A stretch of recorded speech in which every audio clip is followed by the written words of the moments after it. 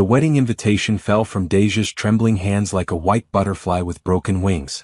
Her name was written in fancy gold letters across the front, but inside, the words cut deeper than any blade ever could. Brandon Michael Miller cordially invites you to witness his marriage to Miss Candace Elizabeth Hartwell. At the bottom, in Brandon's own handwriting, were the words that made her stomach turn. I know you probably can't afford a nice dress, but please try to look decent. I want Candace to see what I escaped from. Deja sank onto her small apartment couch, the same couch she'd bought from a thrift store 3 years ago when Brandon had left her with nothing but debt and a broken heart. Her 8-year-old daughter Ruby looked up from her homework at the kitchen table, her big brown eyes full of concern. Mama, you okay? Ruby's voice was small and worried. Deja quickly wiped her eyes and forced a smile. I'm fine, baby. Just reading something that surprised me. But she wasn't fine. Not even close. The invitation brought back memories of the day Brandon had walked out of their marriage.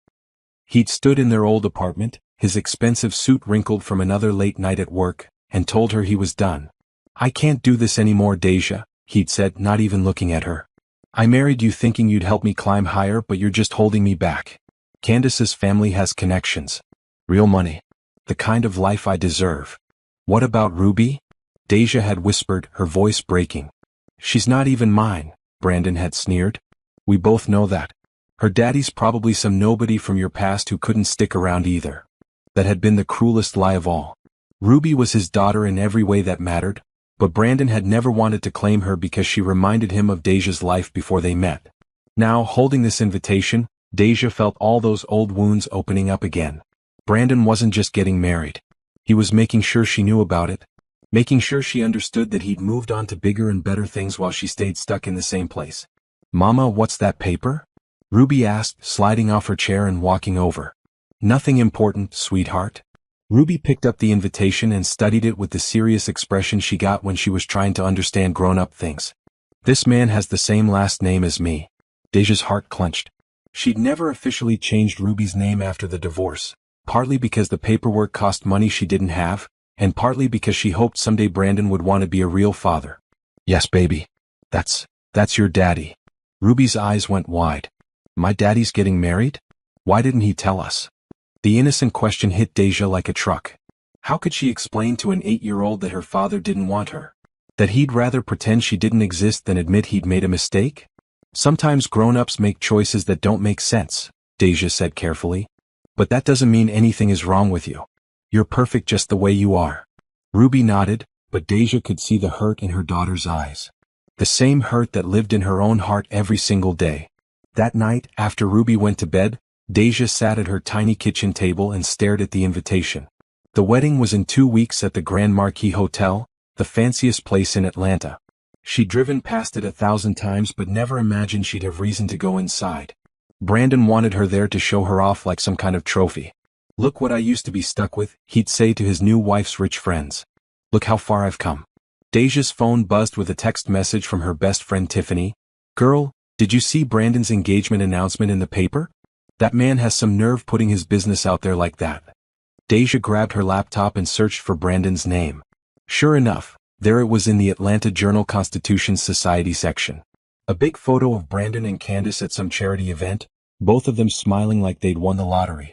The article talked about Candace's family fortune and Brandon's rising star status at his law firm. Not one word about his first marriage or the daughter he'd abandoned. Brandon Miller, 35, credits his success to finding the right partner, the article quoted him saying. I used to think love was enough, but real partnership requires shared values and goals. Candace and I are building something bigger than ourselves. Deja slammed the laptop shut. Shared values. What a joke. The only value Brandon had ever shared was greed. But as she sat there in her quiet apartment, listening to Ruby's soft breathing from the bedroom they shared, something started to change inside her. The hurt was still there, sharp as ever. But underneath it, a spark of something else was growing. Anger. Pure, clean anger. Who did Brandon think he was? Who did he think she was? For 3 years, she'd let his words define her. She'd believed she was nothing, nobody, just like he'd said. She'd worked her 2 part-time jobs and struggled to pay rent and tried to be invisible because that's what he'd made her feel like she deserved.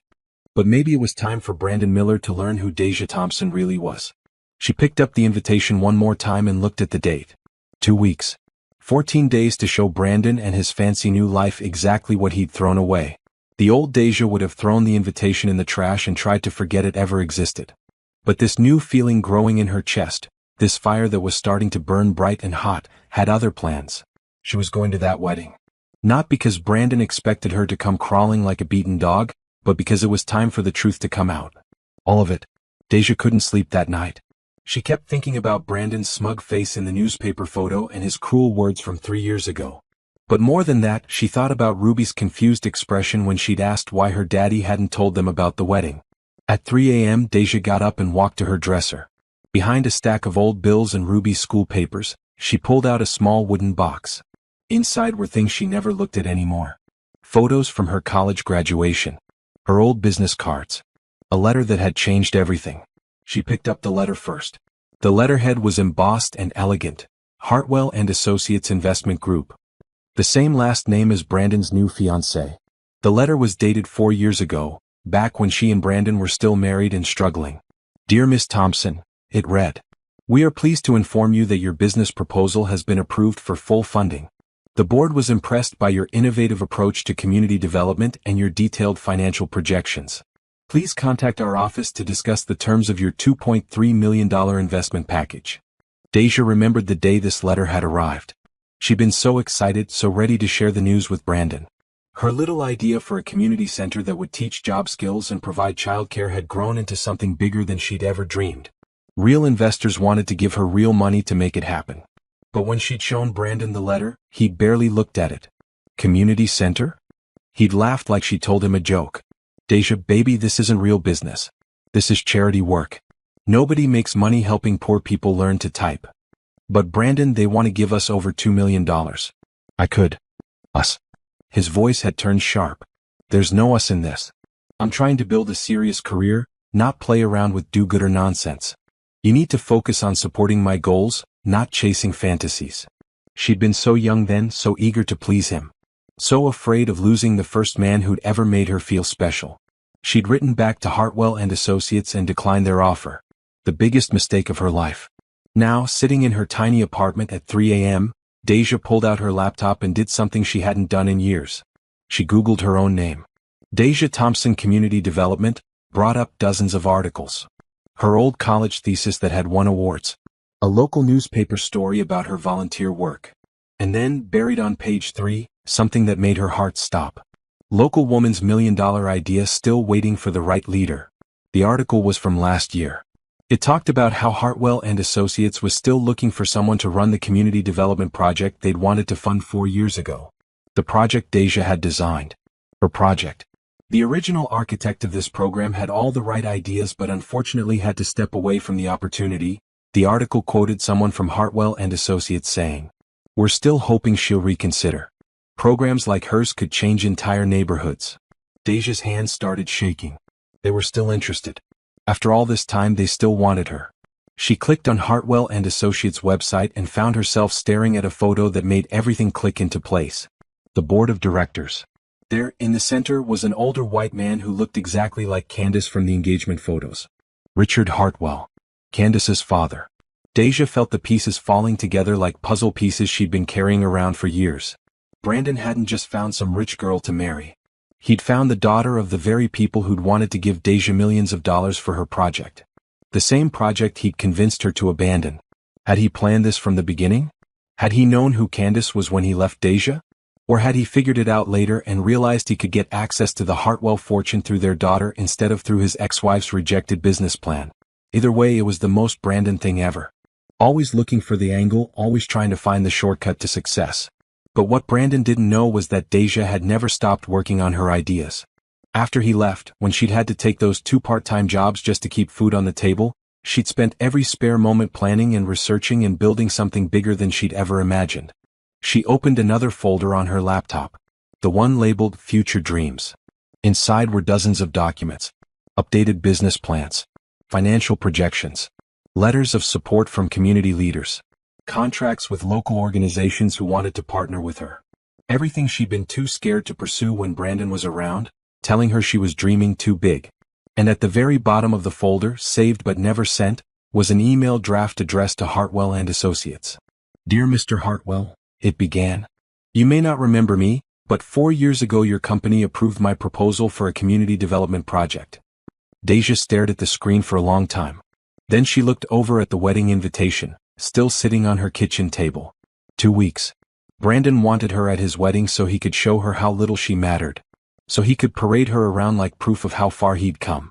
But what if she showed up as someone completely different? What if the broken, struggling woman he'd left behind wasn't the same person who walked into that wedding? What if she walked in as the successful businesswoman she'd always been meant to be? Deja looked at the time. 3:47 a.m. In a few hours, Ruby would wake up and need breakfast before school. Deja would put on her uniform for her morning job at the hotel restaurant and her evening job at the department store. She'd smile and say yes ma'am, and no sir, and pretend like she was grateful for every dollar. But first, she was going to do something that scared her more than anything she'd ever done before. She was going to send that email. Her finger hovered over the send button for what felt like forever. Once she sent this, there would be no going back. No more hiding. No more letting Brandon's voice in her head tell her she wasn't good enough. She thought about Ruby, sleeping in the next room, who deserved a mother who was brave enough to chase her dreams. She thought about all the kids in their neighborhood who could benefit from the program she designed. She thought about the woman she used to be before Brandon convinced her she was nobody special. Then she clicked send. The email whooshed away into the internet, carrying with it 4 years of fear and doubt and self-hatred. Now all she could do was wait. And plan for a wedding that was going to be very different from what Brandon expected. The call came 3 days later while Deja was working her morning shift at the hotel restaurant. She was carrying a tray of coffee cups to table 12 when her phone buzzed with an unknown number. Normally she would have let it go to voicemail, but something made her step into the supply closet and answer. Is this Deja Thompson? The voice was crisp and professional. Yes, this is she. Miss Thompson, this is Patricia Walsh from Hartwell and Associates. I'm calling about the email you sent regarding the community development project. Deja's legs went weak. She set down the coffee tray and leaned against the wall. Yes, ma'am. Mr. Hartwell would like to meet with you as soon as possible. Are you available this afternoon? This afternoon. Deja looked at her watch. She had exactly 4 hours before she had to pick up Ruby from school, then rush to her evening job at the department store. Yes. Yes, I can make that work. Excellent. Can you be at our office at 2 p.m.? The address is downtown on Peachtree Street. After Deja hung up, she stood in the supply closet for a full minute, trying to process what had just happened. 4 years ago, she'd been too scared to take this chance. Now she was getting another opportunity, and this time she wasn't going to waste it. But first she needed help. During her lunch break, she called her mother Grace. Mama, I need a big favor. Can you pick up Ruby from school today and keep her until tonight? Of course, baby. What's going on? Deja took a deep breath. I'm going to a business meeting. About that project I told you about years ago. There was a pause. Grace had been the only person who'd supported Deja's business dreams back when Brandon was shooting them down. The community center project? Deja, honey, that's wonderful. But what brought this on? Brandon's getting married. Another pause, longer this time. And that made you decide to chase your dreams? Something like that. Deja didn't want to explain the whole complicated story over the phone. Mama, can you also do me another favor? Can you pick up my good black dress from the cleaners? The one I wore to Cousin Lisa's graduation. Child, what do you need a fancy dress for? I might need it soon. At 1:45 p.m., Deja stood outside the gleaming office building that housed Hartwell and Associates. She'd changed out of her restaurant uniform in the employee bathroom and put on the only professional outfit she owned. A navy blue dress she'd bought for job interviews 3 years ago and a pair of heels that were slightly scuffed but still decent. She looked up at the building, 40 stories of glass and steel reaching toward the sky, and felt the same fear that had stopped her 4 years ago trying to creep back in. But this time was different. This time she had Ruby's face in her mind and Brandon's cruel words as motivation, and 4 years of struggle that had made her stronger than she'd ever been before. The elevator ride to the 32nd floor felt like it lasted forever. When the doors opened, Deja stepped into a world that was completely different from anything she'd experienced. The reception area was all marble and leather, with fresh flowers and original artwork on the walls. Miss Thompson? A young white woman in a tailored suit approached her. I'm Patricia Walsh. Mr. Hartwell is waiting for you. They walked down a hallway lined with photos of successful projects. Community centers, affordable housing developments, job training programs. All the things Deja had dreamed about creating. Richard Hartwell's office was bigger than Deja's entire apartment. Floor-to-ceiling windows looked out over the Atlanta skyline, and the walls were covered with awards and certificates. But what struck Deja most was how normal he seemed. Just a regular man in his 60s with gray hair and kind eyes, wearing a sweater instead of the expensive suit she'd expected. "Miss Thompson, please sit down." He gestured to a comfortable chair across from his desk. "I have to tell you, when I saw your name on that email, I was thrilled. We've been hoping to hear from you for years." "You have?" "Oh yes. Your original proposal was one of the best we'd ever seen. Practical, innovative, and focused on real results instead of just throwing money at problems. When you declined our offer, we kept the project on our wish list, hoping you'd change your mind." Deja felt tears starting to form. "I made a mistake. I was married then, and my husband convinced me it wasn't a good opportunity." Richard's expression softened. "I'm sorry to hear that. But you're here now, and that's what matters. Tell me, what have you been doing since then? Have you been working on similar projects?" For the next hour, Deja found herself telling Richard Hartwell things she'd never told anyone. About the research she'd done in her spare time. About the partnerships she'd built with local organizations. About the detailed plans she'd drawn up for programs that could help kids like Ruby get the support they needed to succeed. Richard listened carefully, asking thoughtful questions and taking notes. When Deja finished, he leaned back in his chair and smiled. "Miss Thompson, I'm going to be direct with you. We want to fund your project. All of it. But we want to do it right this time, which means you need to be fully committed." "I am committed. More than I've ever been about anything." "Good. Because we're not talking about the $2.3 million we offered 4 years ago. Based on what you've told me today, we're looking at closer to $5 million for the first phase." Deja felt the room spin. $5 million. More money than she'd ever imagined. "There's just one thing," Richard continued. "We move fast when we find the right partner. If you say yes, we'll want to announce the project at our annual fundraising gala next weekend." "Next weekend?" "The same weekend as Brandon's wedding. Our gala is Saturday night," Richard continued. "All the major players in Atlanta development will be there, plus the media. It's the perfect place to introduce you as our new community development director." Deja's mind was racing. Saturday night. Brandon's wedding was Saturday afternoon. "Mr. Hartwell, can I ask you something personal?" He nodded. "Is your daughter getting married this weekend?"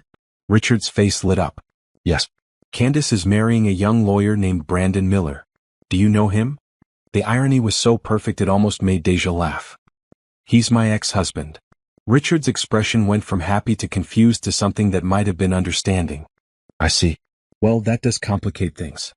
"Not for me," Deja said, surprising herself with how confident she sounded. "I can make the gala work." Richard studied her for a moment. "Miss Thompson, can I give you some advice? Whatever happened between you and this young man, don't let it influence your decision about this project.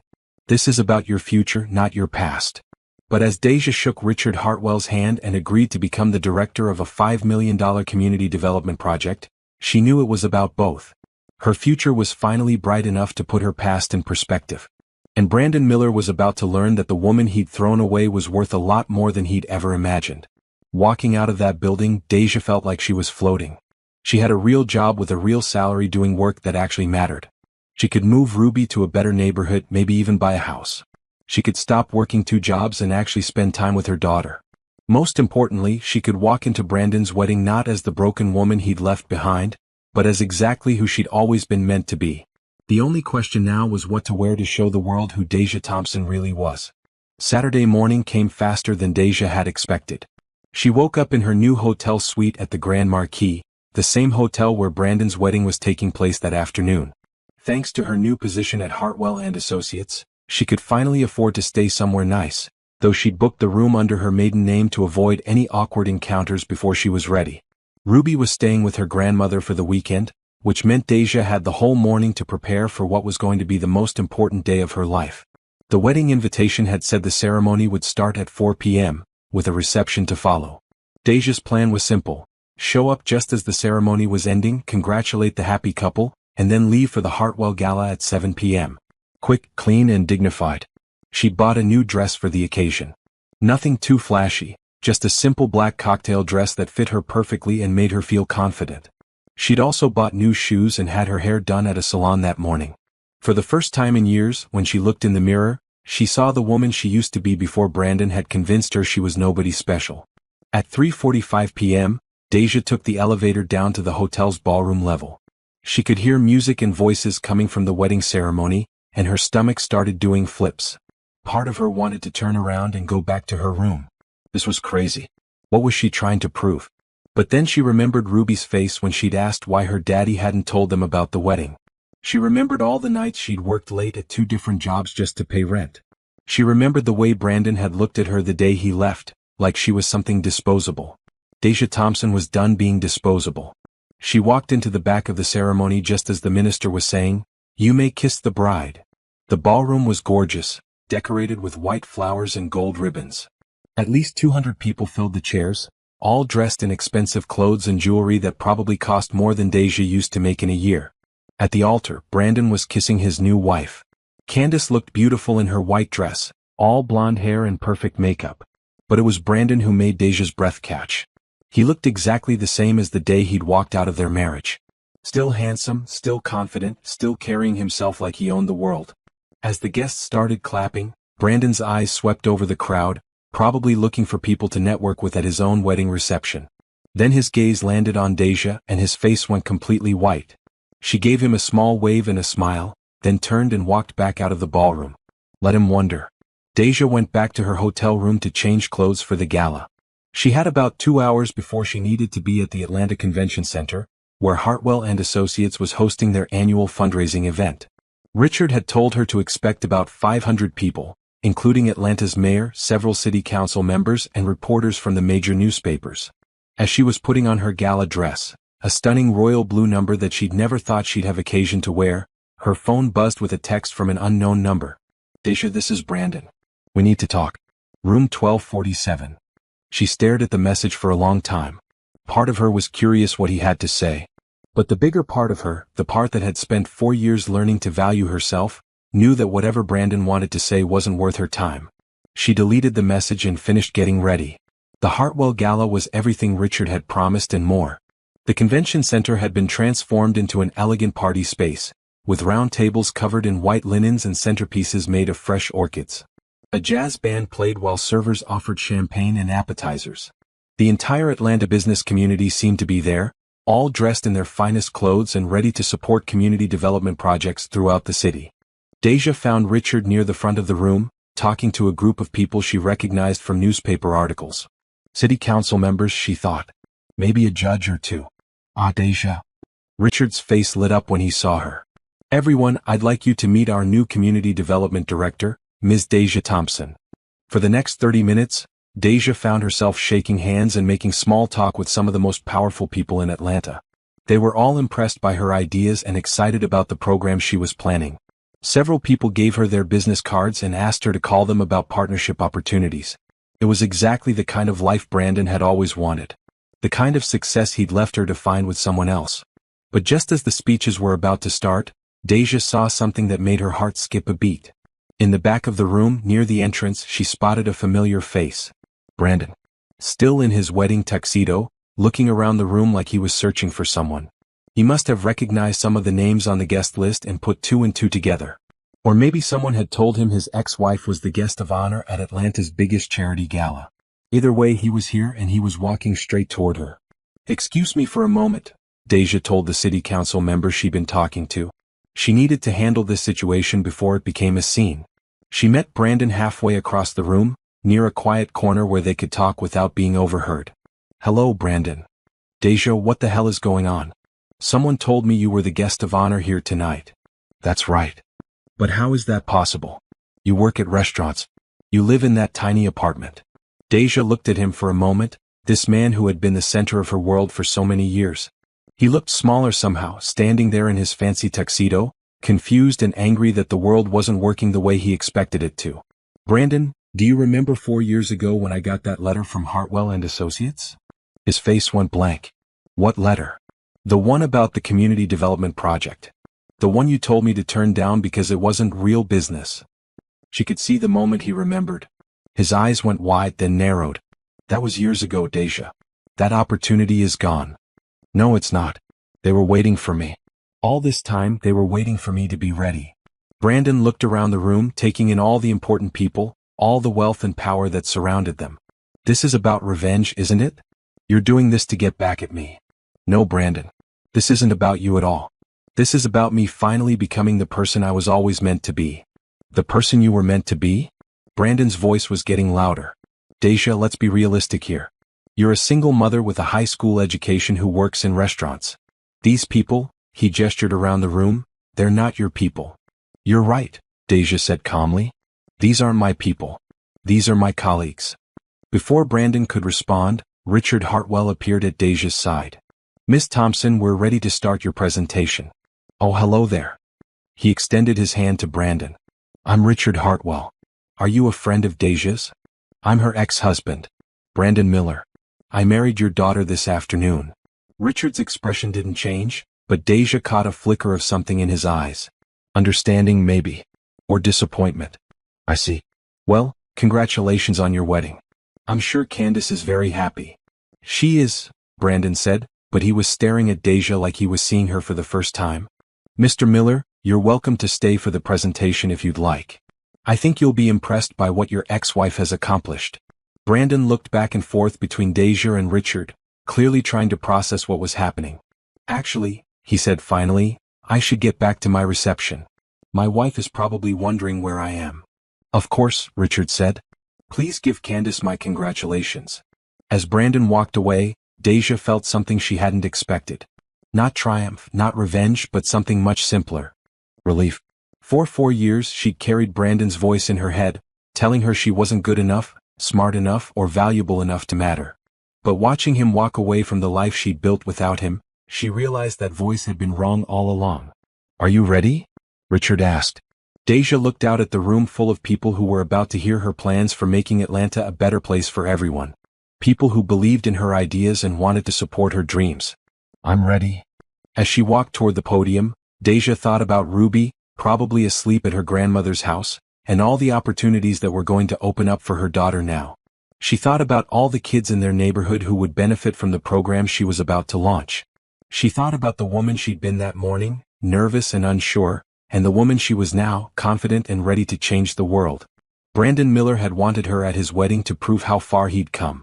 Instead, he'd given her the push she needed to discover how far she could go. 6 months later, Deja stood in the grand opening ceremony of the Thompson Community Development Center, named in honor of her late father who had always believed she could do anything she set her mind to. The building was beautiful, a modern structure with glass walls and bright, welcoming spaces where kids could learn computer skills, adults could take job training classes, and families could access childcare while they worked or went to school. Ruby, now 9 years old and full of confidence, cut the ribbon alongside her mother while photographers from 3 different newspapers captured the moment. The little girl who used to ask why her daddy didn't want to see her now had a mother who was featured on magazine covers as one of Atlanta's 40 under 40 rising leaders. Mama, look how many people came. Ruby whispered as they posed for pictures. Deja looked out at the crowd of about 300 people who had gathered to celebrate the opening of her dream project. City council members, business leaders, families from the neighborhood, volunteers who had helped with construction, and dozens of kids who would be using the center's programs. I know, baby. It's pretty amazing, isn't it? Miss Thompson? A young reporter from the Atlanta Journal-Constitution approached with a microphone. Can you tell us what this moment means to you? Deja thought about how to answer that question. How could she explain that this building represented everything she'd ever dreamed of? That it proved every doubt and criticism wrong? That it was proof that sometimes the best revenge is simply living your best life? This center represents hope, she said finally. Hope that every child in Atlanta can have access to the tools they need to succeed. Hope that parents can get the support they need to build better lives for their families. And hope that when we invest in our communities, amazing things can happen. After the ceremony, Deja was standing in her new office, looking out at the playground where kids were already playing, when her assistant knocked on the door. Miss Thompson? There's someone here to see you.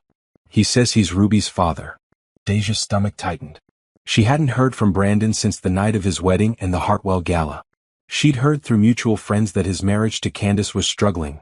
Apparently she'd been less impressed by his ambition than he'd expected, but she tried not to pay attention to gossip about her ex-husband's life. Send him in. Brandon walked into her office looking very different from the confident man who had left her 3 years ago. His expensive suit was wrinkled, his hair was messed up, and he had the tired look of someone who hadn't been sleeping well. "Hello, Deja." "Brandon. What can I do for you?" He looked around her office, taking in the awards on the walls, the photos of her with Atlanta's mayor and governor, the framed magazine covers featuring her work. "I wanted to congratulate you on all this." He gestured vaguely at her success. "Thank you." They stood there in awkward silence for a moment. Then Brandon sank into one of the chairs across from her desk. "Deja, I need to apologize. For everything. For the way I treated you, for the things I said, for leaving you and Ruby the way I did." Deja studied his face. He looked genuinely sorry, but she'd learned not to trust Brandon's emotions. He was good at saying what he thought people wanted to hear. "Why now?" she asked. "Because I was wrong about everything. About you, about what matters, about what real success looks like." Brandon rubbed his face with his hands. "Candace and I, we're getting divorced. Turns out when you marry someone just for their family's money, it doesn't make for a very strong foundation." Deja felt a flicker of something, not satisfaction exactly, but a sense that the universe had a way of balancing things out. "I'm sorry to hear that." "Are you?" Brandon looked up at her with hopeful eyes. "Because I was thinking, maybe we could try again. Now that I understand what I lost." The old Deja, the woman who had spent years believing she wasn't worth anything, might have been tempted by this offer. The validation of having Brandon admit he'd made a mistake. The fantasy of the family she'd always wanted Ruby to have. But the new Deja, the woman who had built something incredible from nothing, who had proven her worth to herself and the world, just felt tired. "Brandon, do you know what Ruby asked me last week?" He shook his head. "She asked me if I thought you were proud of her for getting straight A's this semester. Not if you'd be proud if you knew. She knows you could find out about her grades anytime you wanted to. She asked if you were proud of the daughter you chose to ignore." Brandon's face crumpled. "I know I wasn't a good father. But I could change. I could be better. You had 9 years to be better. 9 years to call, to visit, to send a birthday card. You chose not to.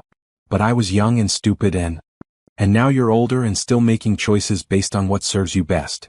Deja's voice was gentle but firm. "You didn't come here because you missed Ruby or because you realized you loved me.